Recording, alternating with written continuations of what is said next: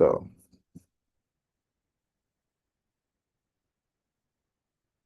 uh,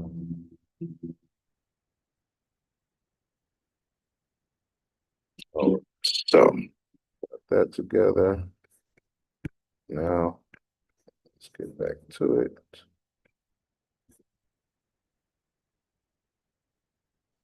Okay. Um, so yeah, while we're waiting for everybody else to jump back on, yeah, we have like this comparable sales section here now.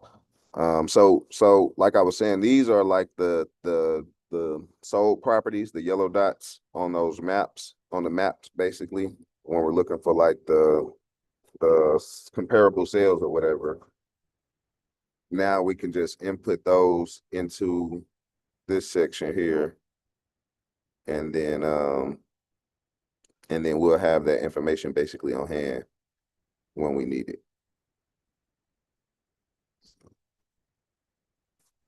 So when are we using that information? That's what I want to know. Okay, so we're using it whenever we need to like verify the ARV, or whenever I need to like double check it, or whenever somebody asks, like whenever a buyer asks for the comparable sales, because they could run their own comparable sales, but it's also like our job to like, have this information on hand for them. Okay. So not only do we use it, not only is it going to help me understand, how the ARV was derived basically, Right. but then it's also going to help when the buyer needs this information. We don't have to go searching for it. It'll just already be here, Okay. you know. Okay. So for our records and also for the buyer's record. Right, Okay, exactly. I Yep, got you. I yep, like that. It's just being prepared, basically. yep, yep. Yeah, I And like that. Yep. So, and then the way that I have it formatted is basically address, three, and then it's the sales price, and then it's the date basically that it was sold, and that way we can just kind of like stay, you know, stay, basically like with this format, and it'd be easy to read basically. But That's nevertheless, good. I like that. yep. So we just need to type that information in or just copy it in. Yep. So whenever Okay. you're finding the house, and so like when you find the house that compares to yours, basically, and it's within the same square footage, bedrooms, and whatever, and basically you just kind of like take that address, copy it, and then come right here, paste it in, and then put all the rest of the information in there, and Now, then submit if it. you can't have find three, then that's not a good sign, then, right? Right. You at least want to be finding three Okay. properties that match your subject property, you know. Okay. I say that because even when I'm looking at those properties, Hmm. um, they may have a lot of yellow dots, but those yellow dots are not matching the property that I'm looking at, and they are renovated. They're just not matching the property that I'm looking at. I may be looking at a 3 bedroom, 2 bath, 1,900 square feet, Hmm. and they may be, 4 bedrooms, 3 bath, 2,000 square feet, but Hmm. it's been renovated, and a lot of those yellow dots may have been renovated. They're just not matching what I need. Or it may Hmm. be a brick house, and the one I'm looking at, it has panels. Hmm. Um, and maybe it may be off, a couple of hundred square feet, or it may be off 1 or 2 bathrooms or 1 or 2 bedrooms. Hmm. So it's not that it's they're there. The renovations are there. It's just not matching the ones I'm looking at. So what do you Yeah. do when you have that kind of situation? You Yeah. have one So match, but you don't have three. yeah. So in that scenario, like it's typically three properties around. They're just really hard to find a lot of times, you know.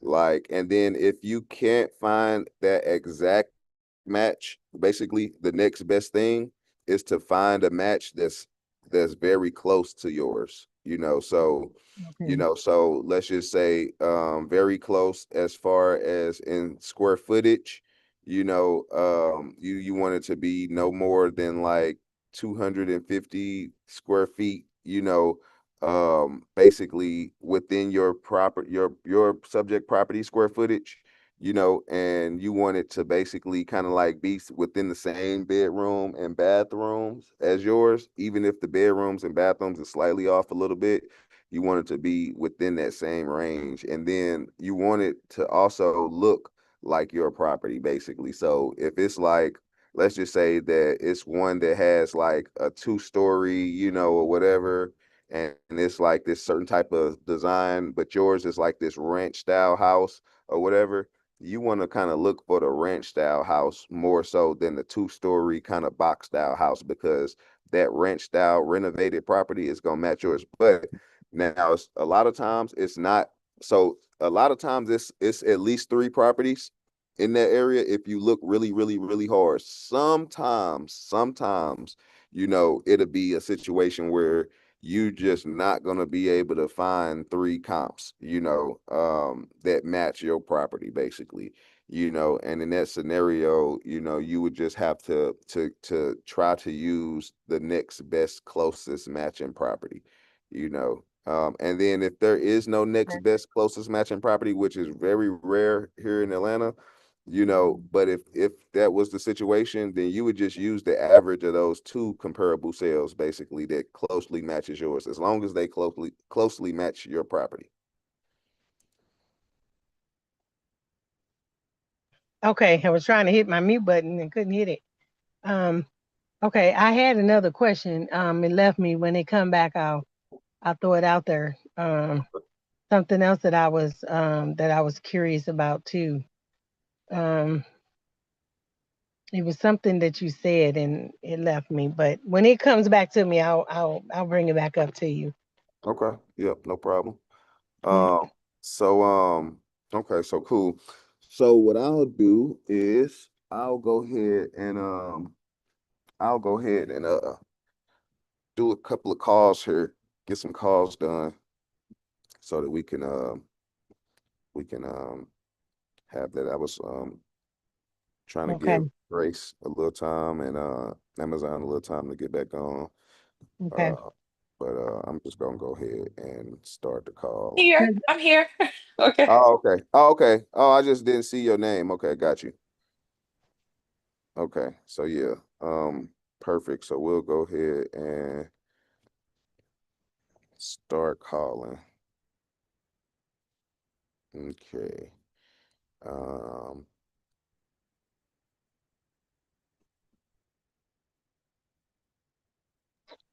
let's Okay. see. Before you make that call, I think I remember what I wanted to. Well, I'll wait. Go ahead. Go Go ahead. ahead. Go ahead. You can go ahead. No, Well, what? because it just left me. It just left me again. Okay. It just left Well, me when it again. comes back, let me know. Okay. Okay. Let's see. All right. So this one. Okay. Also, in case I didn't mention this, there's also this renovation calculator. So basically, the renovation costs are automatically calculated now, because like if you notice right here, the estimated renovation cost is 0. That's because this renovation calculator is not set yet. And so if you look inside of this of the actual options, it'll have like a designation as far as what type of renovation it is, as far as like cosmetic only, full cosmetic, full I gut. saw that. Yep, down to the studs, new construction. And so each selection is gonna basically give you basically a range of like $30 to $40 a square foot, $50 to $60 a square foot, $80 a square foot, $90 a square foot, $100 a square foot. And it's gonna kind of outline what the scope of this renovation is right here. So cosmetic only basically is paint, flooring, and fixtures, basically. Full cosmetic is exterior paint, it's flooring, it's interior paint, it's kitchen, it's bathrooms. Full gut is all of the above and new HVAC, new drywall, reframing the walls, roof, and maybe electrical and plumbing work. And then down to the studs, which is $90 a square foot, is it needs absolutely everything. So that's everything. And then you have new I was construction. I saw that when I was in Yep. each one of these files. I Yep. do have a question about that hmm because when I was clicking on, I actually utilized it. But hmm one in particular, like the question I had is, you don't have anything in there for those homes that don't show the pictures, the inside of the properties? You know how you come up with a house and they may have like 5 pictures, but it's just hmm the surrounding area of the house. They don't have the pictures of the inside. So two hmm questions about that. Why do they do that? Is there a reason why they don't show the inside of the house? And secondly, is there a slide under the renovation that I click on when they don't have pictures of the inside? Well, the reason is basically sometimes I think some sellers, I mean some agents think that if they don't, show the inside of the property, if the property is like in very bad condition, I think that some agents think that that might, that showing a bad pictures might deter buyers Discouraging instead. buyers. Right. Yeah. I think that's the psychology. I'm not 1,000,000% certain on that, but that's just from my hypothesis or whatever. And then also, also, sometimes, the agent is basically like moving really quickly and just didn't feel like putting the pictures up, or whatever. So And when you I'm have pretty sure there's other that, reasons that I'm not covering. so when you have homes like that that don't show the inside of the You was about to the say the what property, though? you talking to me? Hello?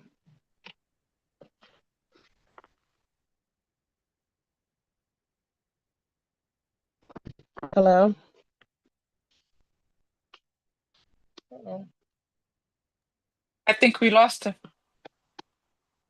Oh no, he's Uh-oh. there somehow. We can't hear him though. I don't know. He's there, but well, hopefully he can hear us. If you can hear us, Ashari, we can't hear you. I'm gonna text him. I'm trying to hold on to this question that I remember.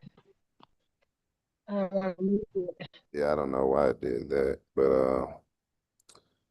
but yeah, I'm gonna actually go ahead and Let me ask a question. go ahead. Can you hear Yep. me?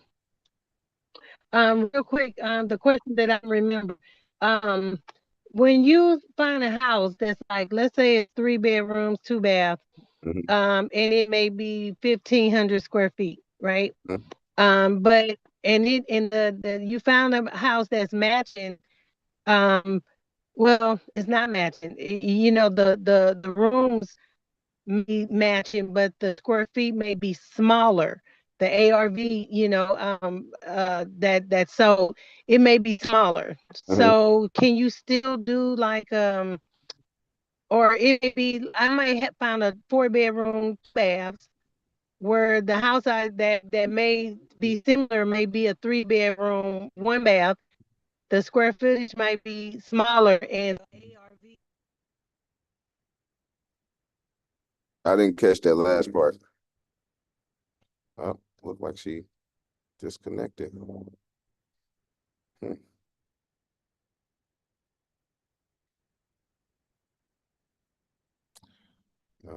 Let's see. Where's it at?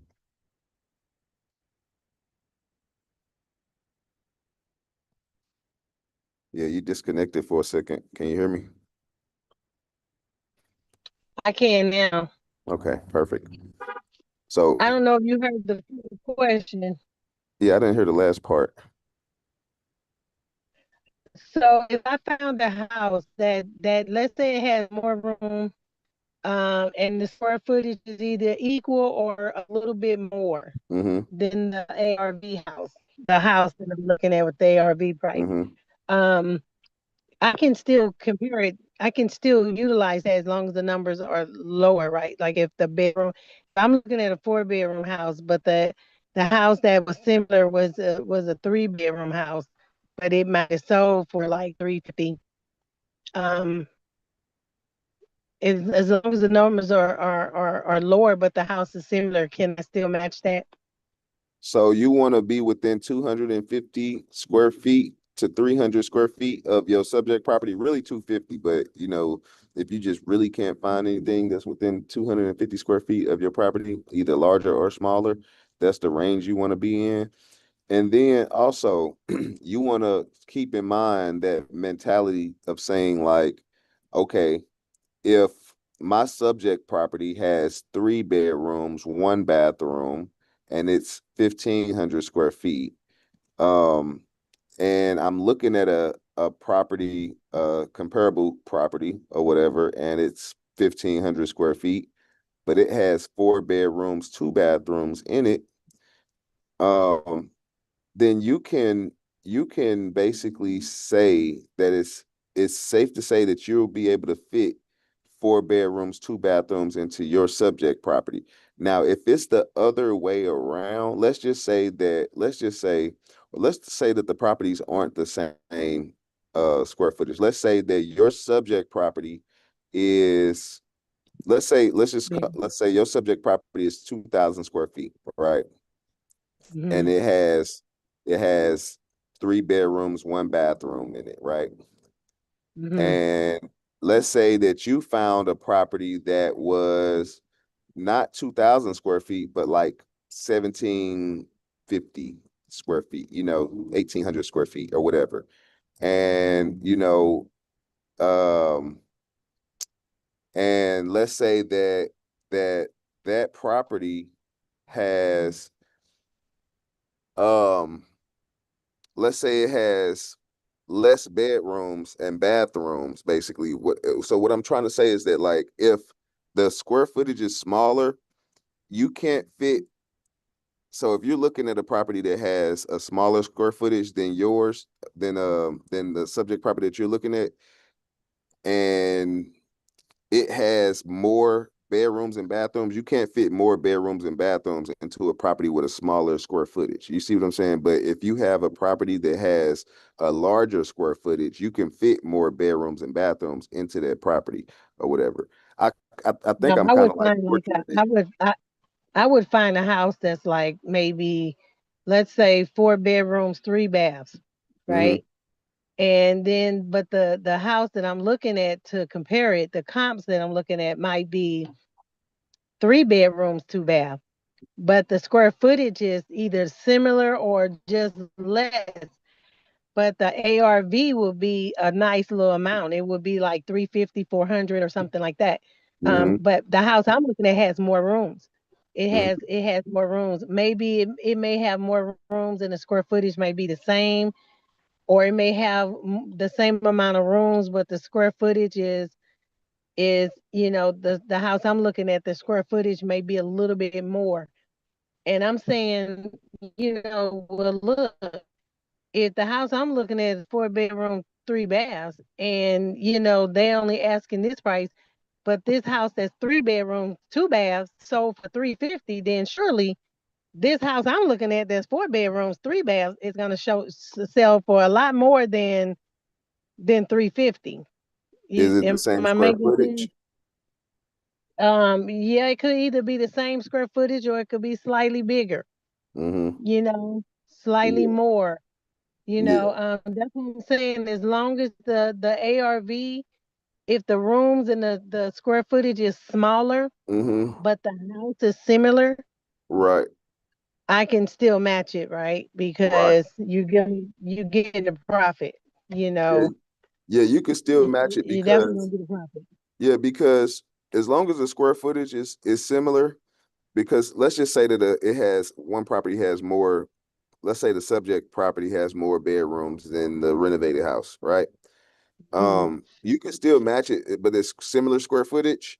So an Mm-hmm. investor is going to come in there and it's a guarantee that they're going to keep that layout of the 4 bedrooms or whatever it is. You know, it might be a situation where 4 bedrooms is making that property too cluttered on the inside, you know, and they may open that they may just scrap that entire floor plan and just do like an open floor plan with like 3 bedrooms, 2 bathrooms, and just kind of like make it really nice and modernized or whatever. And then in that situation, now it's a 3 bedroom, 2 bathroom now, you know, and it's not a 4 bedroom anymore. So, you know, it's like, you know, it's so that's why I look more so at the square footage because I know that the entire floor plan can get scrapped, you know, which basically means that somebody's going to come in there and they're going to tear out all of those walls, all of that framing, you know, everything is going to come out to where you can see directly straight through the house, you know, from front to back. And then they're going to have an architect come in there, and then the architect is going to look at their house and then design like what they think is a modern floor plan for their house.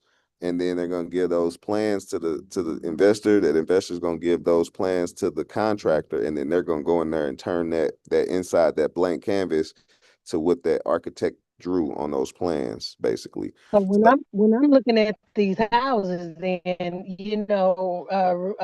when I'm looking at the bedrooms, as long as they near and around, as long Right. as that square footage is fitting, Mm-hmm. then I can kind of sort of figure things out from there, because then that means that another room could be added or it could be taken away, and it could be Right. reconstructed to where it fits. You Right. know, Now, and also mhm.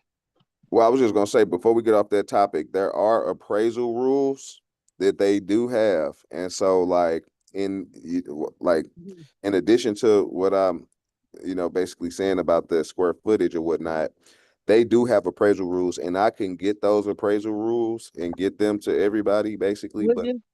so Yeah. the appraisal rules are like what appraisers go off of when they're appraising houses. And so like each bedroom, each bathroom, and each feature of the house has like a dollar amount that's associated with it. And an appraiser is going to use like basically these dollar amounts and tally them up in order to figure out what the value of the property is. So like there's a chart that I would tells. like that. Yep, I can get that over to you. I can get that over to everybody. And the chart shows like how much a bedroom adds to the property. You know, it shows how much extra bathroom adds to a property. You know, typically 15 to 20,000. It shows like things like how much a pool adds to a property or whatever or whatnot. You know, and you'll basically be able to see and use that, you know, to kind of like adjust your comparable sales analysis when you're seeing properties that don't necessarily match up exactly to your subject property verbatim bedroom, bathroom, and square footage. So then you'll be able to kind of like adjust it accordingly, you know, to fit what's going on with the property. So I'll get that chart over to everybody. Yep. Yeah, that would help out a lot. So you'll be able to send that over to us. Yep. Yep. Will do. Okay. I can throw that in my notes. Mhm. Because I'm like really trying to put this thing together. And I wanted to say to the whole team too, everybody, I'm pretty sure, pretty got this pretty much, especially you, Grace. You've been doing great. Oh, Um, thank you. No, but I you're don't got it all. welcome. We could all always learn. Listen, I'm trying to catch up with you. But what I did is I finally jumped in, and I jumped in with both feet. So I'm looking for. I talked to an agent, so I got my little experience with that. I'm looking forward to talking to more. But what I was trying to do is put a lot of this information together, and put in a way. Even though you had it drawn up in the acquisition playbook, which I have that all printed out. It's in my files also, but I put it in a way where I can, jump right in when I'm talking to these agents, so I zero in on some very key information that I'm more likely to have a discussion with in my conversations with these agents. So if they bring up the POF, I'm ready. If they bring up what attorneys, closing attorneys we use, or, how soon do we close, I'm ready.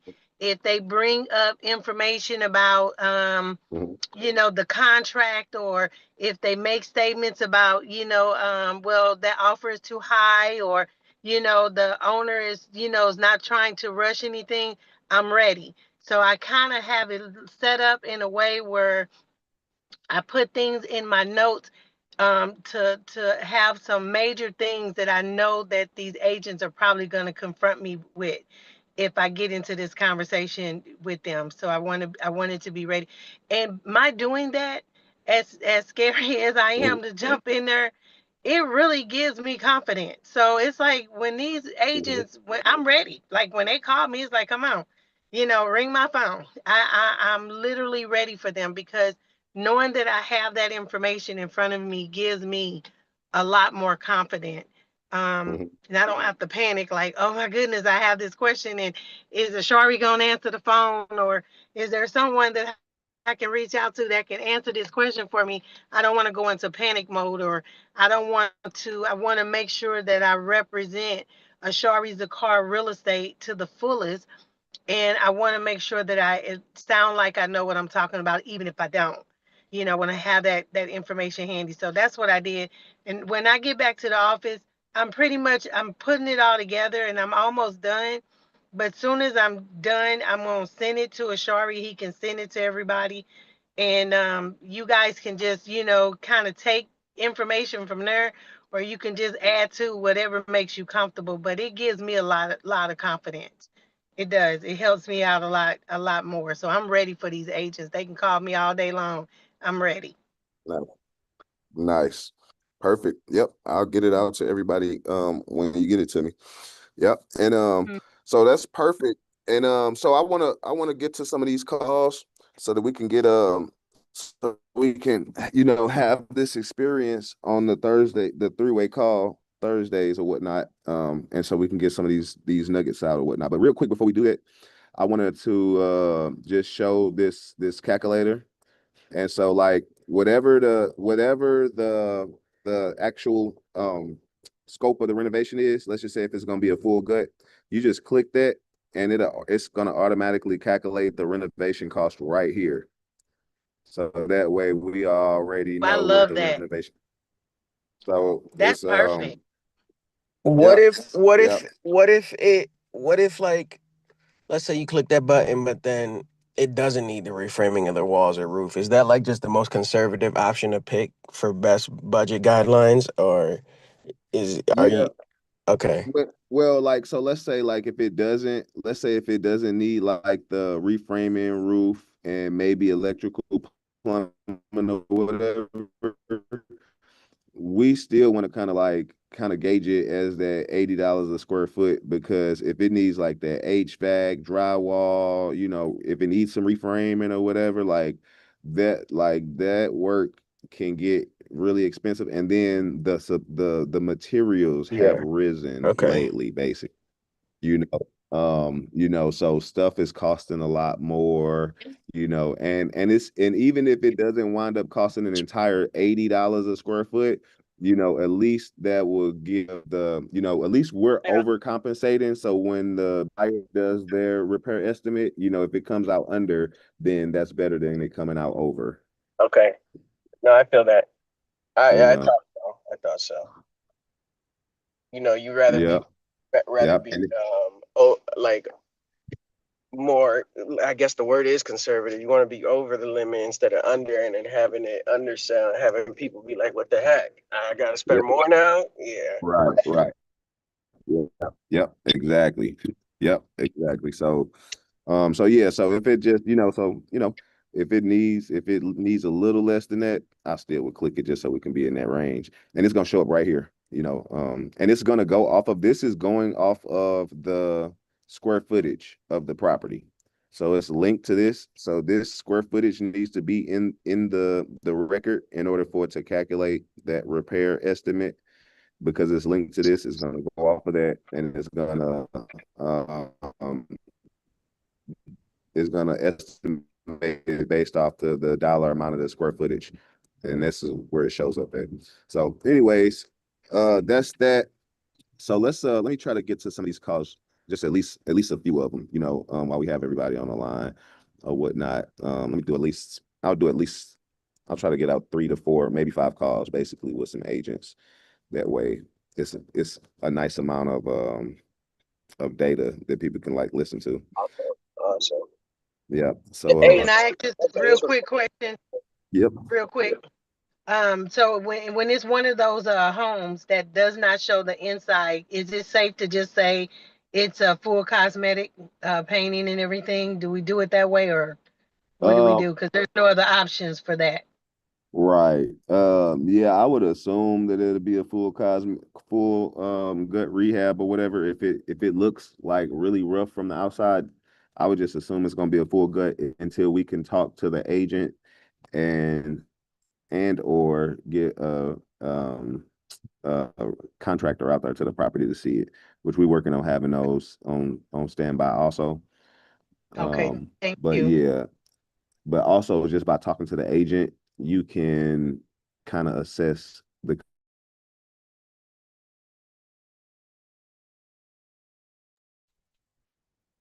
I lost you. I don't know if anybody else have, but you went out on me. No, But me thank. too. Yeah, he skipped out. Okay.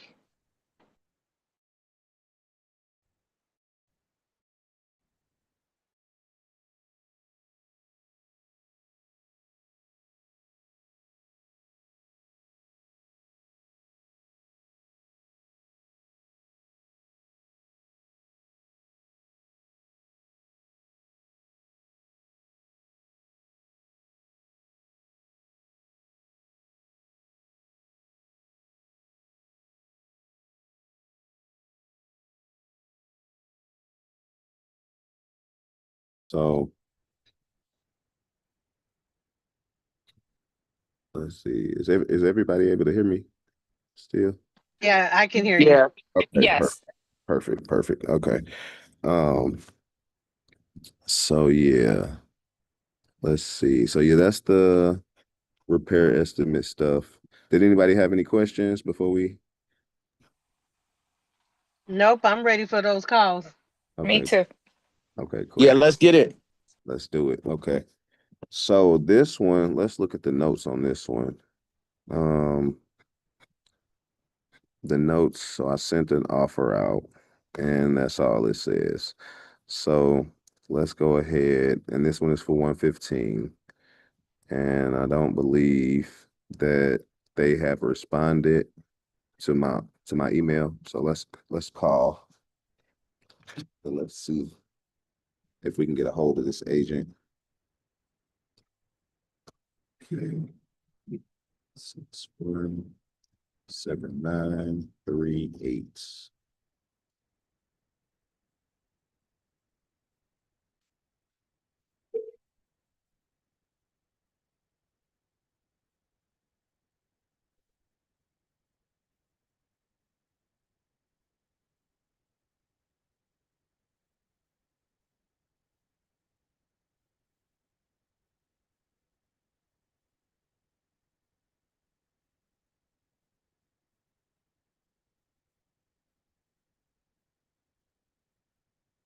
You have reached Susan Cross. I'm unavailable to take your call at this time. Please leave your name and number, and I'll return your call as soon as possible. Thank you. Hi, Suzanne. This is Ashari. I'm calling about your listing that you have, 1821 Lomita Road, Southeast, Atlanta, Georgia, 30316. I sent over an offer to you via email a few days ago. I was just calling to see if you received that offer and if you had a chance to run it by the seller.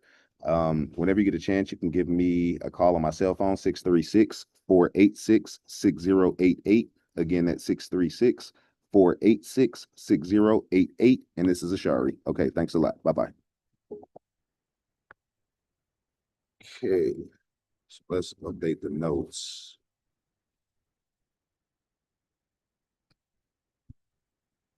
And this is going to be for the 6th. Let's see.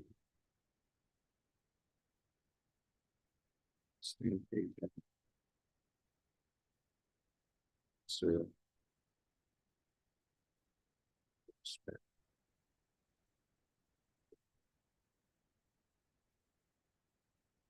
Oh, I think this might be her. Let's see.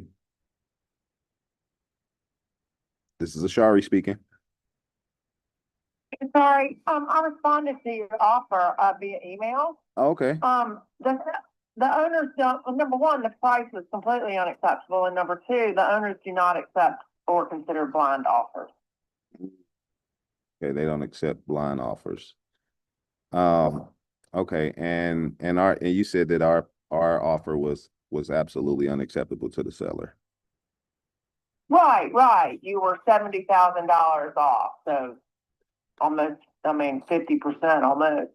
Yeah, it's based off of just basically the scope of renovations that we have to do to the property, and we're just kind of like looking at.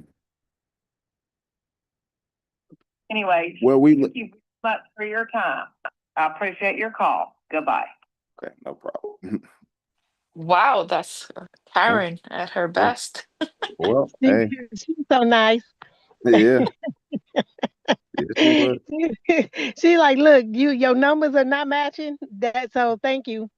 Yeah, Like, well, hey, that's okay. no problemo.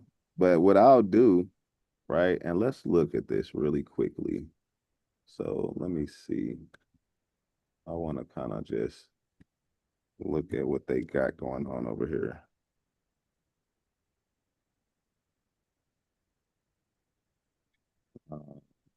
It's wrong.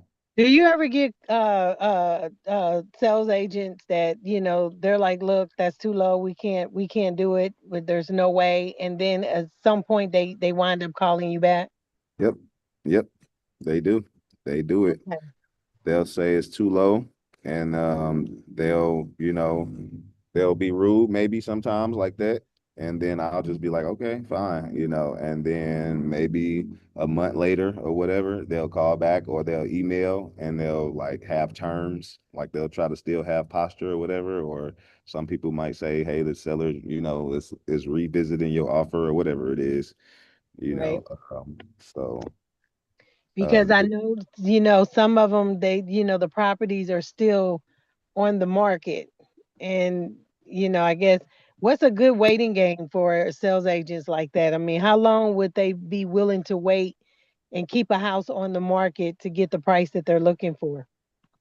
They'll wait, they'll keep it on there. It just depends on the seller. But some sellers will have it on there for 6 months. They'll have it on there for a year, some people. Other people, it just depends on the situation of the seller. So if you really dive deep into these properties, basically, all of the sellers that are selling are in a particular situation, so it's like an underlying story behind every seller, and each one is in a different situation. Some people are, just putting fillers out there. They've inherited a property, or maybe they've had the property for a while, all different types of situations. And maybe they're just putting fillers out there. They're just trying to see, what maybe they can get for it. If they could get a certain number, they'll sell it. If not, they'll fix it up and they'll sell it for higher. Or if not, if they don't get the number they want, they'll fix it up and keep it as a renovation. I mean, as a rental property. And so, some sellers are in that situation. Other sellers, they're in a situation where they're selling because, they basically need the money to do a certain particular thing or whatever. Or maybe they're relocating and they need the money to, put a down payment on a new house or whatever it is. Each seller is in a particular certain situation. And so we don't know what the situation is, but because we're not in direct contact with the seller. The best that we can do is talk to the listing agent to figure out what the situation that the seller is in. And that situation will a lot of times shed a lot of light on, what type of negotiations can be accomplished with that seller, basically. The listing agent a lot of times will tell you like, hey, the seller's just trying to get rid of it. They've had it for a while or whatever it is, and they know that it's not retail. They know that it needs a bunch of work. They're just looking for the best and highest offer, so, if you can get that over to us, I'll write it up, get it over to the seller. and we'll try to move this thing. And they have that type of attitude, you know. So Right. Oh, Are there tickets. other Thank comps you. that Yes, are sir. hello? yep. Are there other comps that they work with or look at besides the other homes in the area? Like how else do they compare or come up with these what other ways do they compare prices, you know, and where do they get their numbers from when they're putting the house up for sale? Like where do they get these numbers from besides the I houses around? I honestly do not know the answer to that. Like I would think that it's basically just by doing a comparable sales analysis and like something Inspectors similar and to what you're doing. appraisers. Yeah. Yeah, it's initially it's not initially not the appraisers because the appraiser doesn't come in until after the contract. But unless the seller has requested an appraiser, which usually they don't want to fork over the money and they let the buyer do it, but they do similar to us. They do a CMA, but it's more in depth. And nowadays they've updated the system, the MLS so good that the MLS practically does a CMA for them. Yep. Yep. What And is a and CMA? What is that? Oh, the comparable market analysis. mhm. So Okay, the same way comparable we market pick, analysis. yeah, the same way that we pick three houses and similar with the square footage, they have to do the same. We have to look at the amount of bathrooms, whether or not it has a pool, and they add and subtract. So let's say the subject house has a pool, but the comparable does not, but we match in square footage, they would subtract or add depending on what the features are. You have here in Arizona, we typically have two dining rooms and two living rooms. So for those houses that are older that only have one, we would subtract. So that's how they do it. Mhm. Yep. Okay. But it's Nice. mainly by the square footage. Okay. Nice. Awesome. And Grace is a licensed agent, so she knows a lot about the regulations and how the agency works. So if you guys have the questions about agencies, she most likely would be a good person to ask about those things Oh because well, I'm gonna be firing up some questions for you, Grace, and the reason why is because it's kind of good to be on the inside of their heads, you know, and their thought process, you know, and kind of get a feel of how they think. Because then I can be even more ready for the conversations that I'm gonna have with Mhm. these different agencies that's gonna come up if I have a better understanding of, you know, how they're working things, like with the CMA, right? Right. Mhm. Um, um, so that's because that's good information. That's good information to have because if I'm You can asking them also what kind of request your comps do county they to use, appraise the house too. so even when they're appraising a house, like that they're using the same um process, right? Like, you What? know, they're looking at the structure of the house, the HVAC, the water pressure, they doing all of that, and then they're measuring, they're figuring out the appraisal based on the same process, right? That we're Right. looking at, kind of sort So of. so it's kind of like the appraisal process and the comparable sales analysis process is a little different. Okay.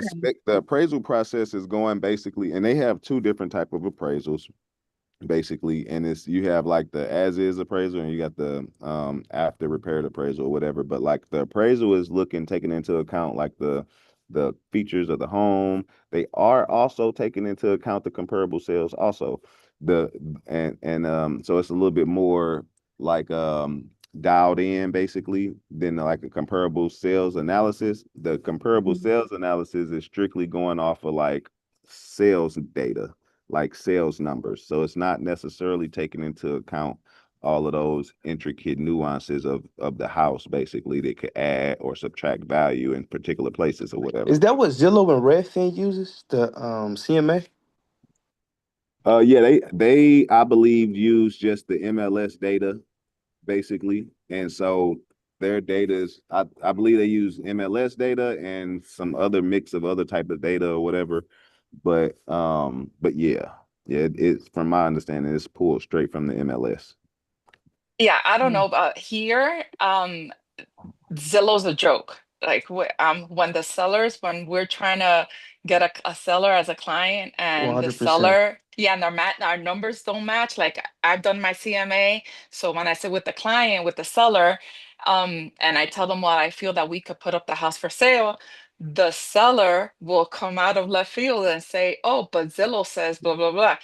No, it's like never correct. Right. It's yeah, Zillow has been such a joke here. It's like, It no, doesn't you consider can't go like off of Zillow. bedrooms, garages, I pools, like a lot of I stuff it doesn't honestly, consider.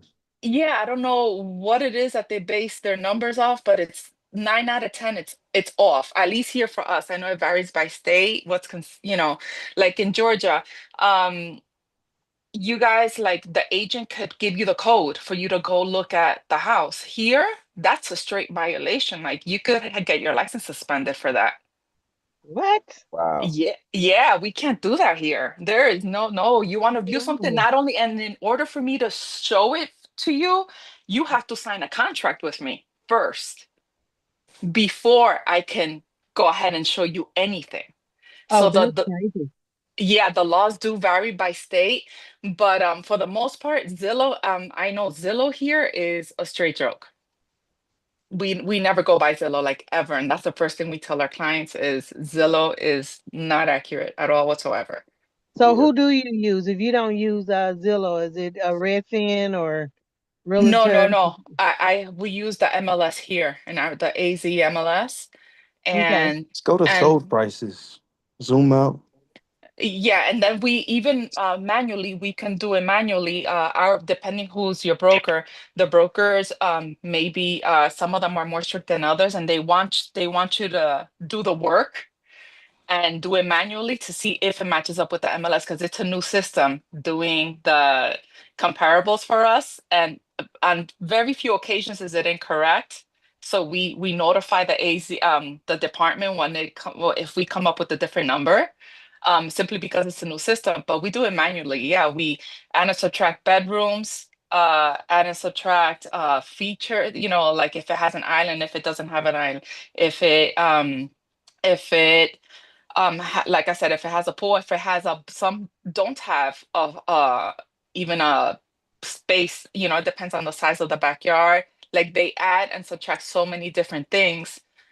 Sometimes the system doesn't pick up on that and we have to let them know. But we do it mostly manually based on what was sold before, just similar to how we do it with the Shari, the last 6 months sale and the square footage. That's immediately what we start to look at. And then half a mile. And what we do here with us is we look at if we can't find something, we extend to a mile. But here in Arizona, we don't extend the mile. It has to be the half a mile. And the only thing we do extend is the time of sale. So if nothing was sold the last 6 months, then the last year. But we don't go further than the neighborhood itself. Yep. Oh, wow. Mm. That's good info. Good info. And Yes, it is. Thank you so much, Grace. yep, No, that's the way it's done, like across the board basically, so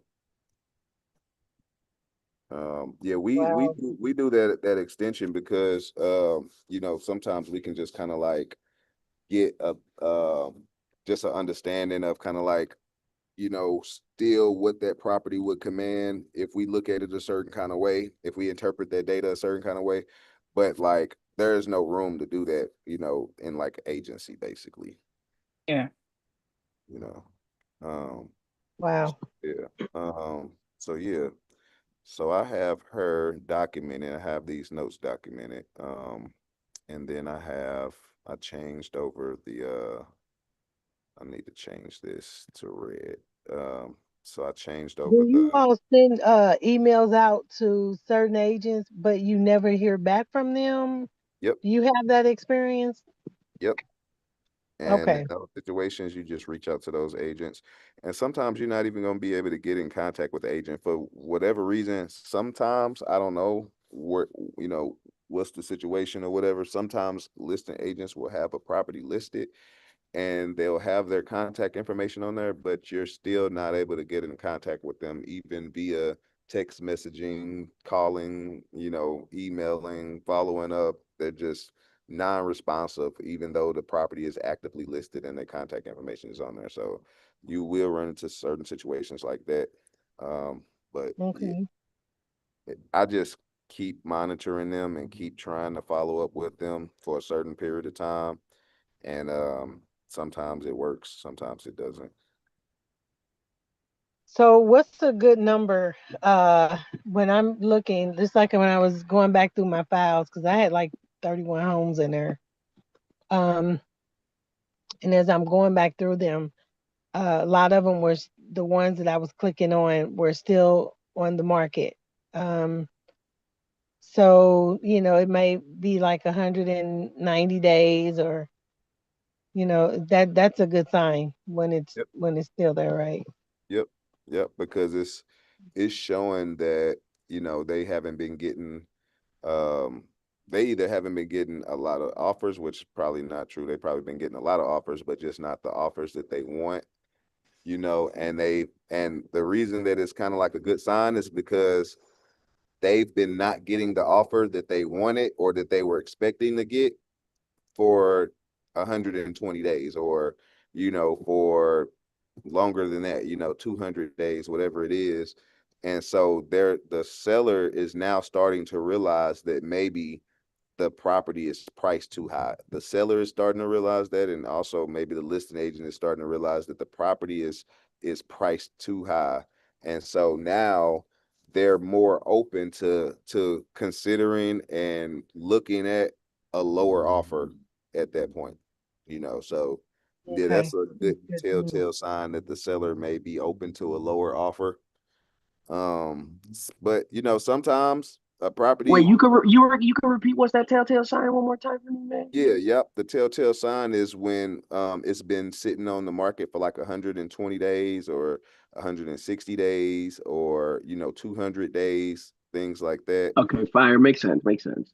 Yep. And that's basically, it's because it's a telltale sign because now they've been getting a lot of offers from buyers and it's at lower prices that than what they were expecting. And so now it's starting to, recalibrate in their psyche that, maybe this property is priced too high and maybe I'm going to need to accept a lower offer because everybody is offering in that range, and so now by the time we get to the agent and the seller, they're now already in that mind state. And so we present our offer and they're looking at it. They may have declined the Yeah, offer before ours, but now, we're here and now they're open to accept, open to look at it now. yeah, because they need to get the fucking deal done. I get it.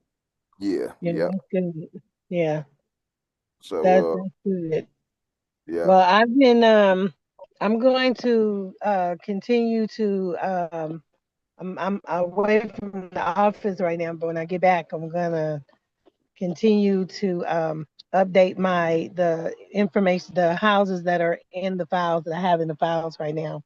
Hmm. So I just been sending out emails and sending out text messages to follow up with those emails. And then I'll wait and then the ones I've already sent out, I'll call them and keep trying my hand, and I need some wins so we can celebrate. Yep. Let's You do it. you got this, Miss Angelica. You got Yeah, this. I want to win. I want to win. I'm Let's ready to do it. talk to somebody and do business. So Yeah, I'm that ready part. That part. Yep. Let's do it. Let's win.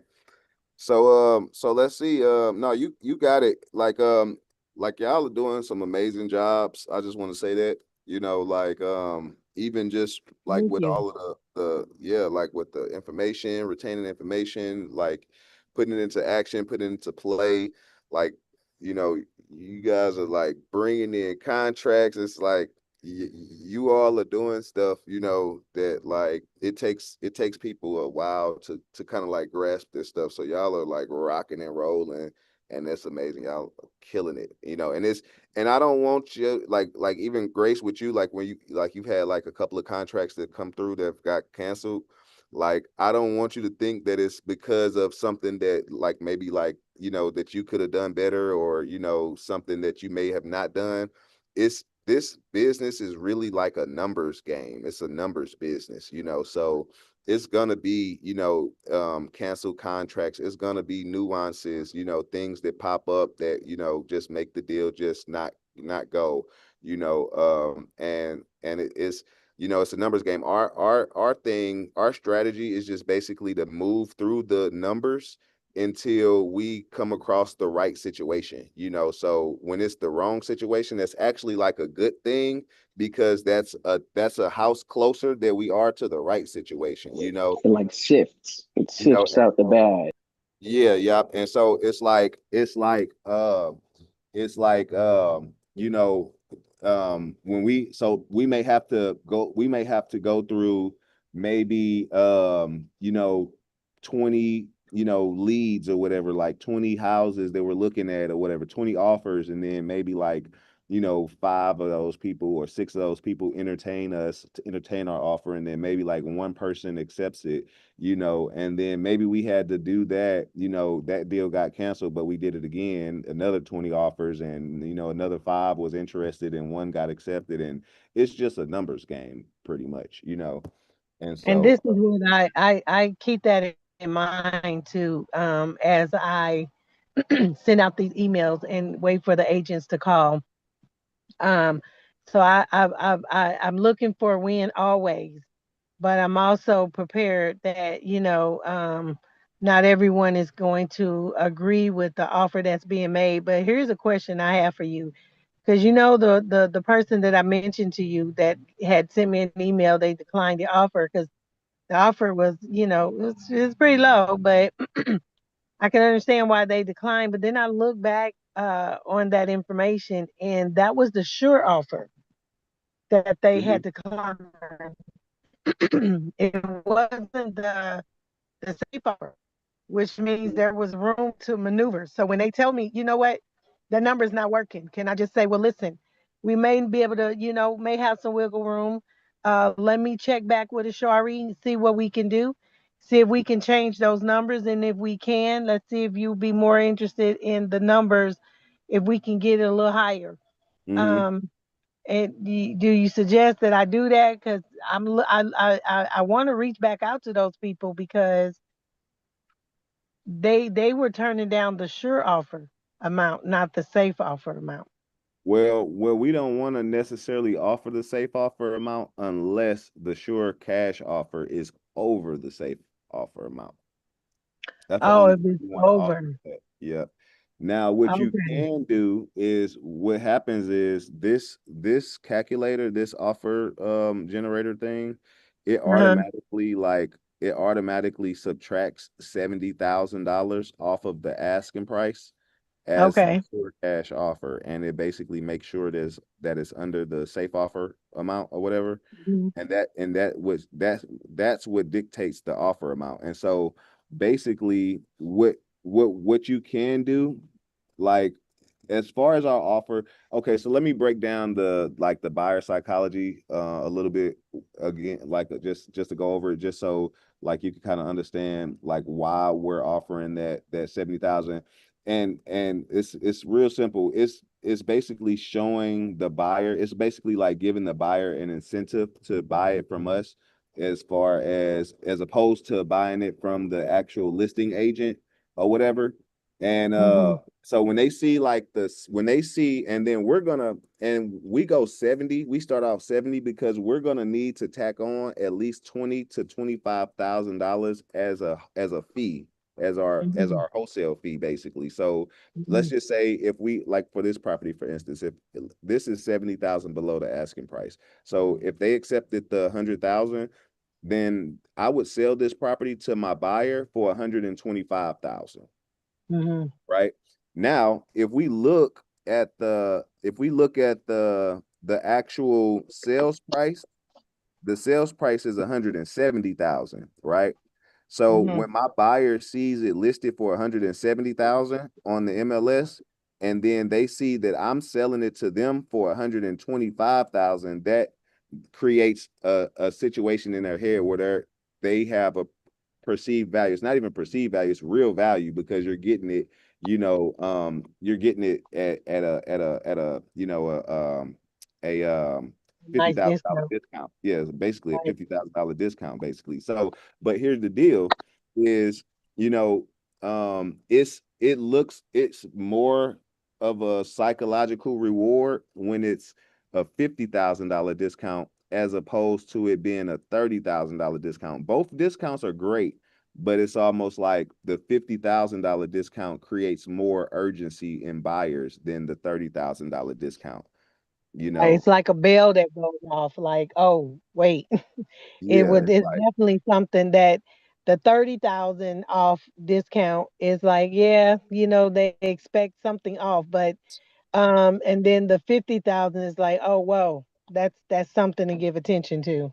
yeah, and it's like so typically anybody that's like buying on the MLS and submitting offers to a seller, you know, like it's customary to get like $5,000 and $10,000, to be able to negotiate within a $5,000 or $10,000 type of range, when you're like submitting offers on the MLS or whatever. So most people automatically expect that they would be able to get a $15,000, $20,000 or $5,000 or $10,000 discount just by themselves if they just called the listing agent themselves. So it's like, that's already a given to a buyer. And then, so let's just say if it's like an extra 5,000 or 10,000, they're like, okay, well, I could have got, 10,000 off myself. And then you only giving the extra 10,000 off of what I could have did myself. So it's almost less valuable to them than opposed to like, whoa, this is $50,000 below the asking price. Like that's amazing. You guys actually did the work. And not only is it $50,000 below the asking price, but it's actually within range of my investment criteria that I need to make my investment numbers work. So we're basically accomplishing two things by doing that. Even though so we're gonna get backlash for that. It's gonna be normal to get backlash from that because it's so low of a discount. It's so deep of a discount. And so it's normal to get backlash. There's gonna be a lot of people that don't like that number. But it's going to be a lot of people where that number will work for them. That number is like something that they can work with, that will be sufficient for them in order to sell their property. And truth be told, when we close, they're going to be ecstatic. The seller is going to be ecstatic. I've never went to a closing, even from me offering 70,000 below the asking price. I've never went to a closing and the seller was upset or mad or felt like they had got, taken advantage of, or felt as though, they didn't get everything that they deserved. The sellers are always extremely appreciative of me coming in and buying their properties and basically providing them with the funds that they needed at the time that they needed it. So Mm. it's like that. I've never had a seller ever like not just be like, thank you so much for like buying my property. Like I didn't even think I could sell it.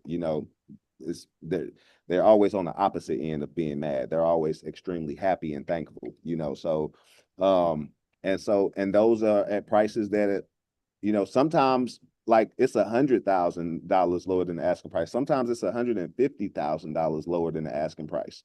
You Are know, those homes that are in great distress, or this yep. just, Yep. okay.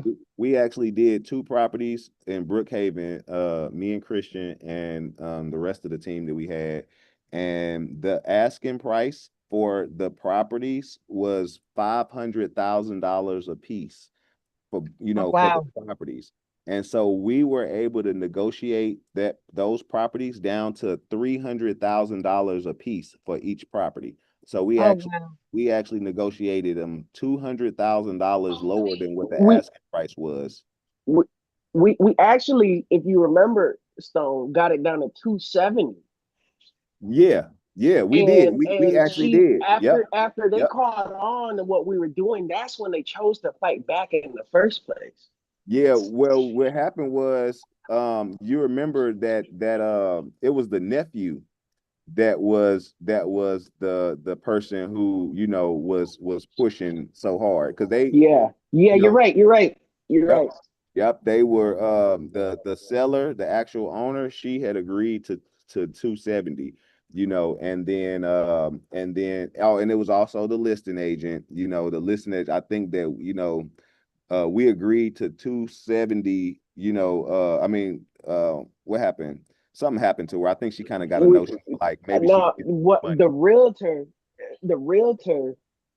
was, if I recall, the realtor was trying to gain leverage so that she could get more commission by struggling with us on the back end after we got in agreement with the sellers. If I Right. recall, Yep, that's it. she was the hard time that we had Yep. in the deal. Sheila Dillard, that's her. Yep, Yeah. that's her. So yeah, she was the reason. Like I believe that was the case. You know that the seller, you know, and then also the nephew, they came back and they said, you know, after we agreed to 270, then they came back and said that, you know, they really want 300, which we agreed to that. And yeah, and we wound up buying those deals and selling them to this builder named Udi Perez, and he bought both properties, you know, and he bought them for six. What did he buy them for? That's Bought amazing. them for six. 630? Yep, 670. Oh, That's 60. Okay. amazing. Yep. That's amazing. Well, Yep. I'm selling myself short here. I'm looking for the wrong properties. I need to bypass the ones I'm looking at. I mean, these And are some of the success stories, you No, know. yeah, Miss Angelica, you're good. Look, you just to your original question, yeah, you just the best thing to do, at least in my experience, I think, when you call the agent, even when they send an email, like, look, I just got one from the ones that I sent earlier this week saying I'll present them with the offer, but that is, I know that's going to be declined because it's way too low. So I hop on the call with the agent and ask them, you know, so what, can you give me a range of what would be acceptable? Sometimes they'll just, you know, hey, we got offers of this and this and this, and you get an idea. And if that falls, sometimes, you know, we made the offer at the 70%, but sometimes, you know, they'll come down to, you know, 60, or sometimes even closer to the you know, minus 50,000. I mean, not and 70,000. You know, Right. if it's still acceptable to us and it's a good range and we can make the offer, we can make it, but Right. we won't know if we just take their it's too low. Mm-hmm. Don't stand down with that. Always Mm-hmm. reach out okay. to them, and because that way you get an idea and see if there's wiggle room for us, Mm-hmm. and go, don't make a big jump, a 15, $20,000 jump. Try to go five at a time. You Mm-hmm. could say, hey, I could increase it to five, you know, you'll say $5,000 more, and that's when the agent will come back, especially if they're aggravated. No, that's still too low. We won't Mm-hmm. accept anything less than, and then you know. There you go. Okay. And then when they say we won't accept anything less than, is that Hmm. when you just let it go and say, okay, well, just keep me in mind if anything changes? Absolutely, but you have them, or it's always good to make them take the offer to, they have a fiduciary duty to their seller, and they have to present the offer to their seller. Yep. And Okay. like you guys mentioned before, a lot of times these agents don't want to present that to the seller because it affects the amount of their commission. Mm-hmm. Yep. Yep. Oh, So okay. you want to push, you can That's say, good to thank you so know. much for your advice. I would like to present that offer to the seller. Please keep me, let me know what the seller says. Yep. Okay. Okay. That's good to know. Mm-hmm. Okay. Because, Yeah, never take the first no. Never take the first no. so the Yeah, because ones you who have a did, I have range. two who declined. So I really need to reach back out to them, right? And Yeah, see if they would renegotiate. Um, yeah, to all of them. okay. Never take the first no. You don't take no for an answer. You go back. Okay. Okay. That's Yep. good to know. All right. I love it. I Now, absolutely now, love it. now here's a question that I have about that. Never take the first no. So what am I how am I navigating this between the sure offer and the safe offer? Like, So that's what I was gonna tell you. You have a range basically. So the sure cash offer is basically automatically calculated with like $70,000 being deducted off of the asking price. That's the basis of how it's calculated. And so But that doesn't have that's not like the set in stone number, because we really can be, you know, $50,000 below the asking price, and we still can make it work. It's not going to be as desirable as if we were if we were 70,000 below the asking price, but we still can make it work. So in those situations, you have like this range, you have like this $20,000 range basically, that, like, let's say if they don't accept 100,000, then like Grace was saying, you can go up incrementally by 5,000, you know, like, well, what about what about 105,000, you know, what about 110,000? And you can do that up to 20,000 because you have like this $20,000 range. Okay, that's good to know. That's good to know. And when they see you go up only by 5, they're gonna get aggravated if they know that they need the number higher, and they'll just tell you what the minimum is. Right. Okay, that's good to know.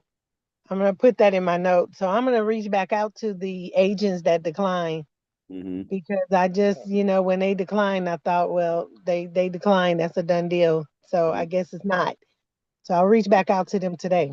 Yeah, you can ask them, did the seller, you know, want a counter offer or whatever, and you know, kind of just explain to them that, you know, we didn't mean to, you know, be offensive or anything. It's just based off of our investment criteria and the numbers that we ran for an investment property. So, and just, you know, kind of see if the seller would be interested in making a counter offer.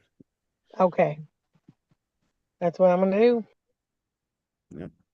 Thank you both. Appreciate that. Anytime. Yeah, it took me a while because I went back and forth with Ashari, always asking, and I picked up what he was putting down and I put it to play. I was like, okay, I get it. Nice, Yeah, nice. Right. that's how you do it, Grace. Yeah. Okay, cool. I'm trying to So, catch as much as I can. I'm like jotting it down. I'm trying to register this because, like I said, my mind is on winning. It's on winning, and but it's also on growing and comprehending and being able to get a full understanding of this line of business, so that because, like you said, Ashari, in the acquisition playbook, the one with the most information wins. mm-hmm. So, listen, I'm trying to put it all up in my head. I'm trying to get it all down There you so go. that I can have as much information as I can. And when things come up or challenging situations, I'm approached with these things, then I'll know how to navigate through them. Yep. Yep. Most So definitely. thank you both for that information. Everybody, thank you for sharing. Yep. Most definitely. Okay, Of so I'm gonna course. I'll call Todd and see if we can get Todd to answer. Because I sent him an offer, and I don't think I've reached back out to him since I sent it. So let me call Todd. Let's see if we can get a couple more agents to answer, and see if we can get some nice agents on the phone instead of some mean agents. Yeah, good luck. Let's see. Fingers crossed. Hello, this is Todd Gillett with Gillett Real Estate and Chapman Hall Realtors. Please leave a message and I will return your call. For a faster response, please text me on this number. Hi, this is Ashari. I'm calling about your listing that you have, 2177 McAfee Road, Indicator, Georgia 30032. I sent a offer out to you a few days ago. I was just wondering if you received the offer, and also if you had a chance to run it by the seller. Um, if so, you can give me a call back on my cell phone, 636-486-6088. Again, that's 636-486-6088. And my name's Ashari. Okay, thanks a lot. Bye-bye. This dude's name, Todd. That's what I was looking for. Okay, let's see. I'm really hoping that you get one. I want to see if there's anything else that pops up that wasn't in, the conversation when Grace did hers and when Taylor did hers, Yeah. and I was able to listen in.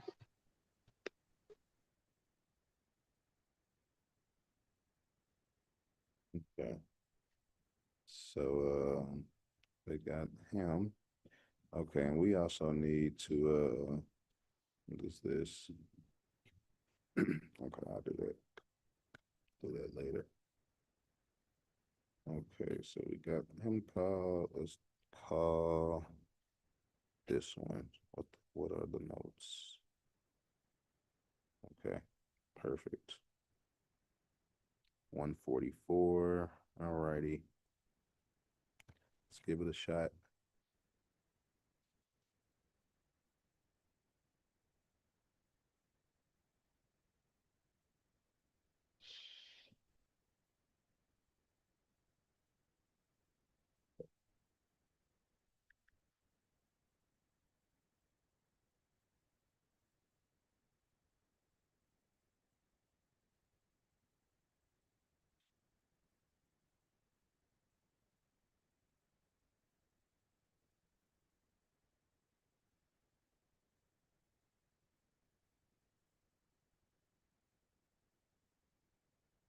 Your call has been forwarded to voicemail. The person you're trying to reach is not available. At the tone, please record your message.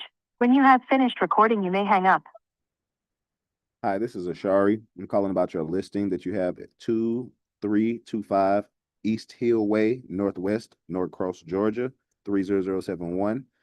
I'm calling because I actually sent the offer to you a few days ago, and I was wondering if you received the offer and if you had time to present it to the seller. You can give me a call on my cell phone, 636-486-6088. Again, that's 636-486-6088. And this is Ashari. Okay, thanks a lot. Bye-bye. Okay.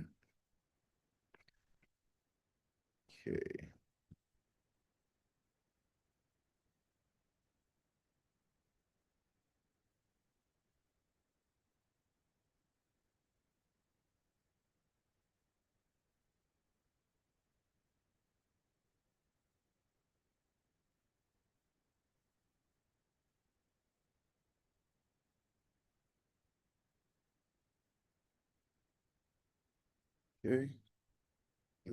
East Hill Way.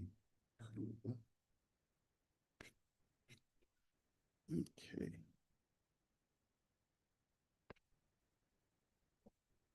Got it.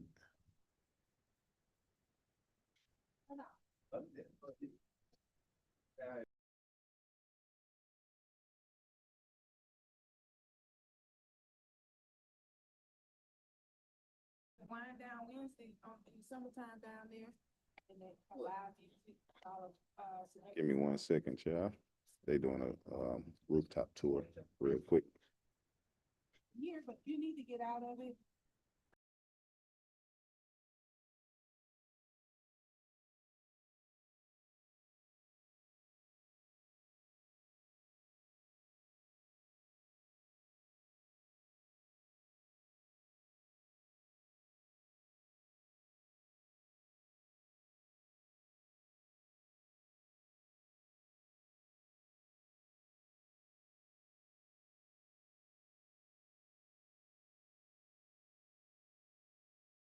Okay, we are ready. 6-3-5-5-8-8-8-9. Okay.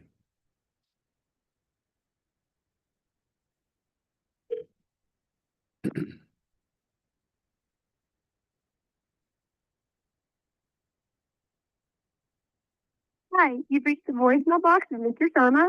He's currently unavailable. Please leave your name, number, and a brief Ashari, what message time does this as meeting soon as end, if you don't possible. mind me asking? Thank you.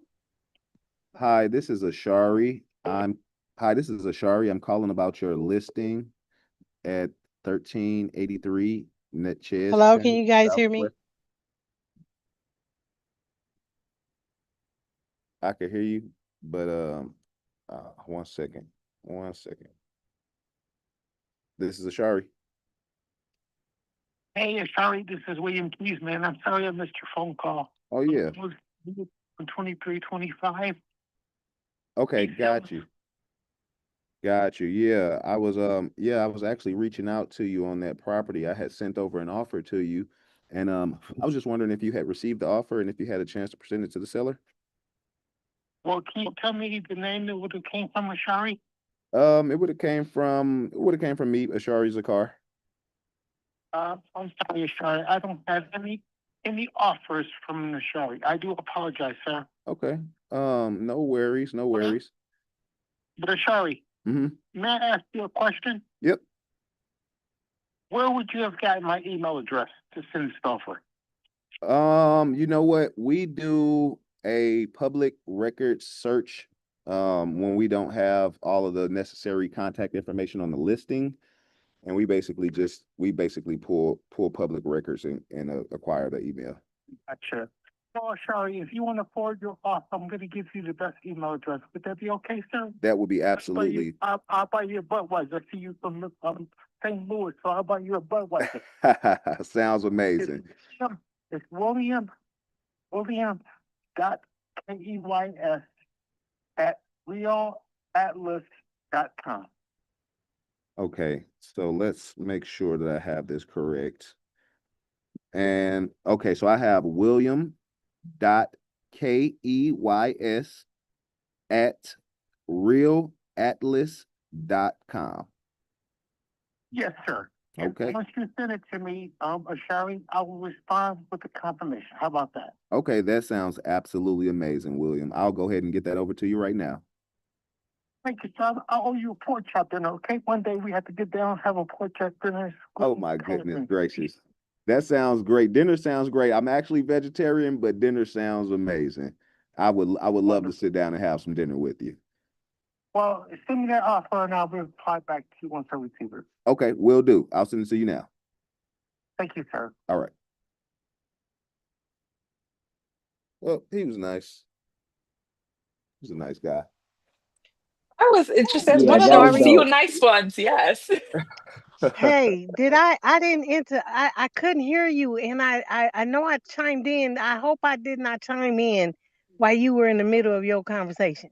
I was trying to leave a voicemail message on the other agent's phone, and so I just hung it up. I do apologize for that. I couldn't hear you.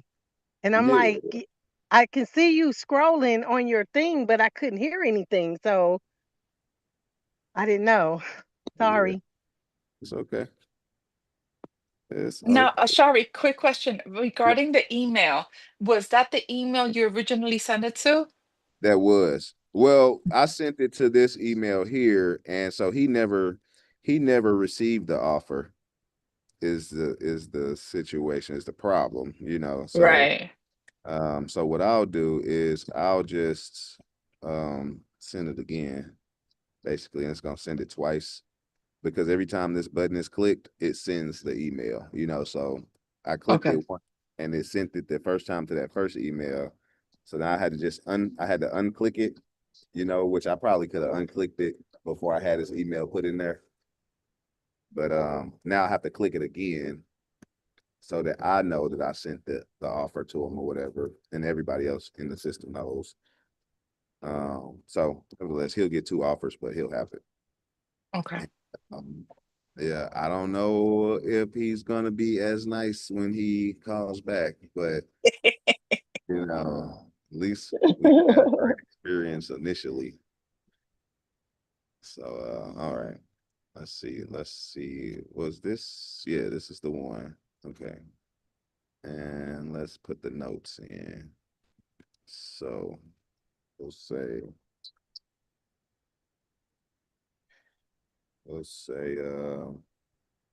listing agent.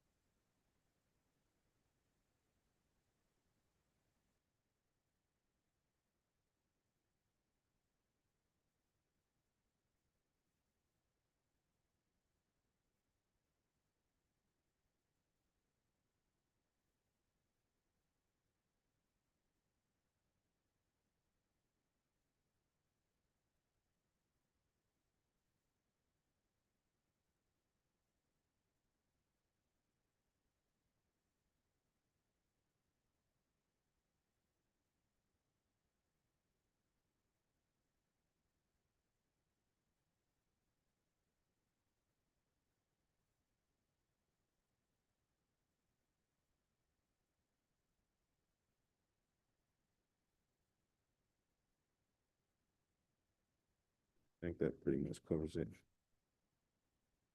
All right.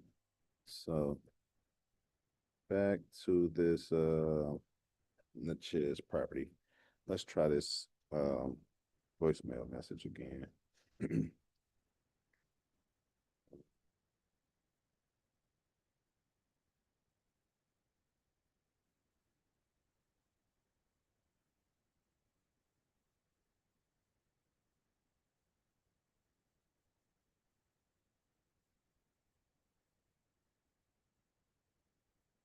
Hi, you've reached the voicemail box of Mr. Sharma. He's currently unavailable. Please leave your name, number, and a brief message, and he'll get back to you as soon as possible. Thank you. Hi, I'm calling about a listing that you have at 1383 Natchez Terrence, Southwest Marietta, Georgia 30008. This is Ashari. I attempted to leave a voicemail message before I think I got disconnected. I'm calling because I actually sent an offer to you for that property, and I was just wondering if you had a chance to review the offer and if you had a chance to present it to the seller. You can give me a call back on my cell phone, 636-486-6088. Again, that's 636-486-6088. And this is Ashari. Okay, thanks a lot. Bye-bye. Okay. Let's see.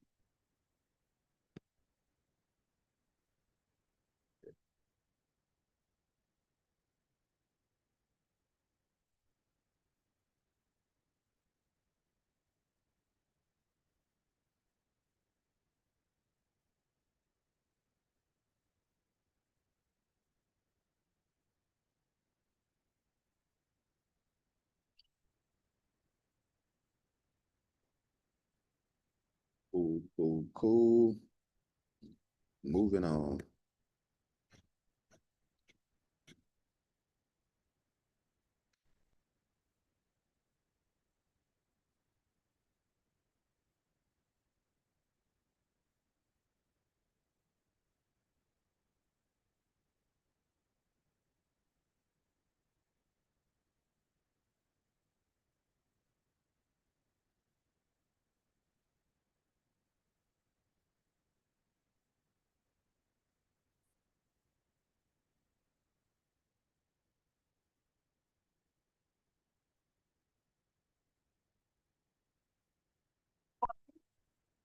Hi, this is Ashari. I'm calling about one of your listings that you have, 2354 Holly Hill Court, Southwest Marietta, Georgia.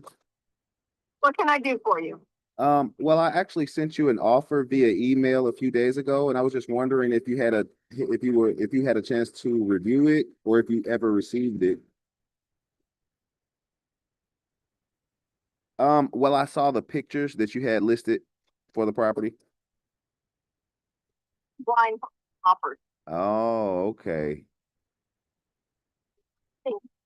Blind offers. Oh We're my not dealing with. goodness gracious. 40 blind offers. Is the Got to go through the property, see what it needs, and the whole 9 yards, and we'll play that game. But we're not going to play the other game. Okay, well, let me ask you, is the property on a combination lockbox or is it on the Supra? Okay, so do I need to have what? Do I need to have my agent reach out to you? How do I get access to the property? Because I'll go by that today. You'll need to go through an agent, or you can meet me there. Okay. Amazing, amazing. I could actually meet you at the property. When would be a good time to come out and take a look at it? There for you, I could do it, or I could do it over the weekend. Okay. Tomorrow is great. What time would you be available? Can you do about lunchtime? Lunch sounds amazing. How about noon? Noon is absolutely great.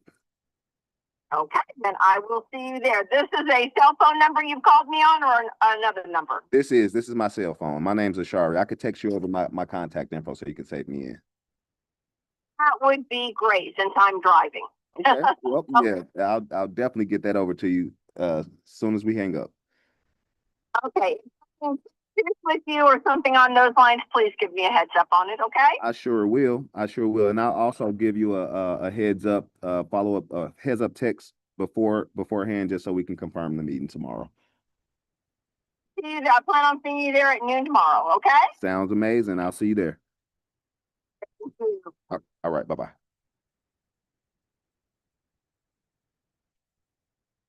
Well, there you go. Nice. Well, that blind offer is like such an inconvenience. I know, I hate it. I hate it. But you know what?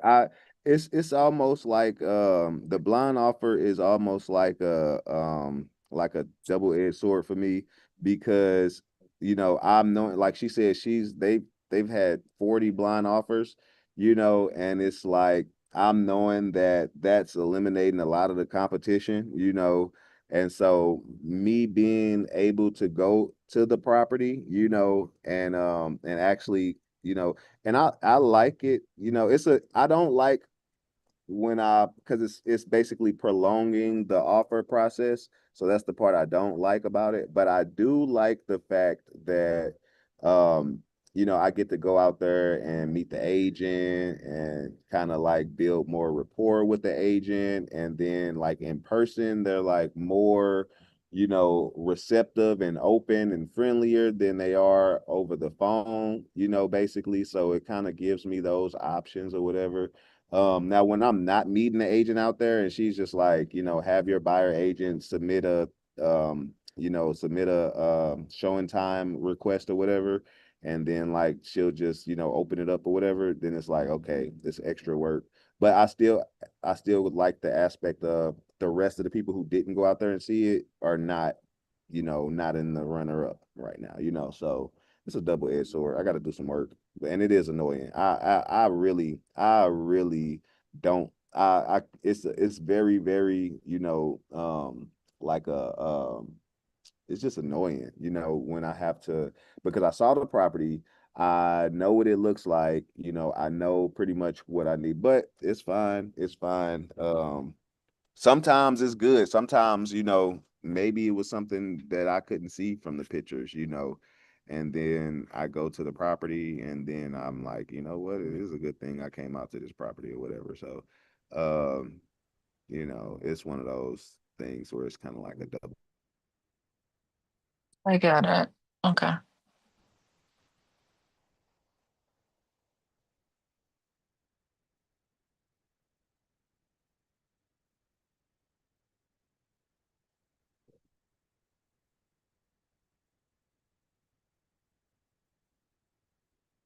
I think he left.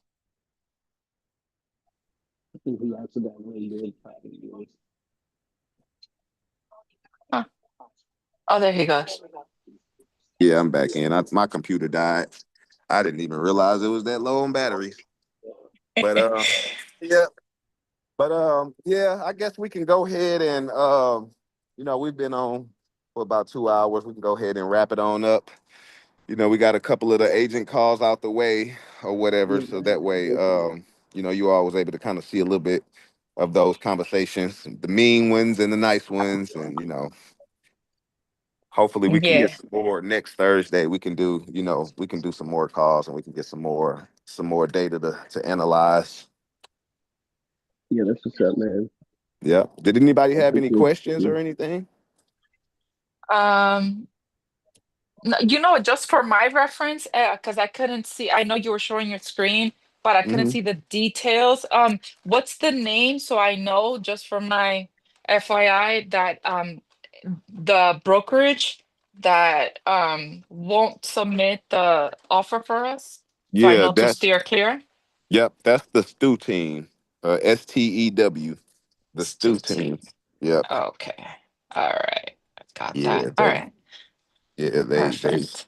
they are sticklers about that apparently. So, Then yep. But yeah, yeah, those blind offers and stuff like that. But if that situation does come up, just let me know and then I'll go to the property. And okay. it's like, you know, I I love doing it virtually. Trust me, I love doing it virtually. Like when I can do a house and I didn't even have to go to the property, that's amazing. I love it. But when it requires the work, I'll go. you know, and then it gives me a Okay. chance to build rapport. So, you know, just let me know if it's that situation and I'll just go to the property and build some rapport with the Okay. agent. That's cool. Yeah. Perfect, will do. Well, thank you so much. And I Yep. guess Yeah, till thank you, man. Saturday, guys. Till Saturday. Let's All Yeah. do it. right. Let's rock Have and a good roll. one. Yep, most That's definitely. right. Right. All All right. right. I'll see everybody later. Yeah. Perfect.